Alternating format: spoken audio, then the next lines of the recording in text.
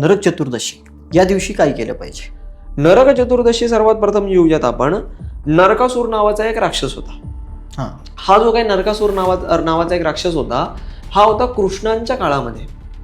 आणि त्यावेळेला झालं काय की ह्या नरकासूर नावाच्या राक्षसाने प्रत्येक राजाच्या नवीन जी काही कन्या असेल, जिचं अविवाहित असेल, ती विवाह झालेली नसेल, त्या कन्याला उचलायचा आणि स्वतःकडे आणायचा आणि स्वतःच्या भोगविलासासाठी ठेवायचा थोडक्यात.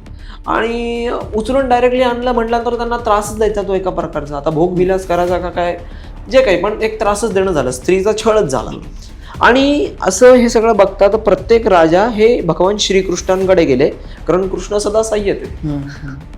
त्यामुळे कारण अंतिमस्य नारायण, शेवट पर्याय नारायणच आहे. आणि सगळेजण श्रीकृष्णांकडे गेले आणि श्रीकृष्णांकडे गेल्यानंतर त्यांच्याकडे याचना केली की आम्हाला वाचवावे, हे आमच्या मुलींना मुक्त करावे या राक्षसाच्या ह्याच्यातून. मग त्या दिवशी झालं असं की श्रीकृष्णांनी जाऊन त्या नरकासुराचा वध केला.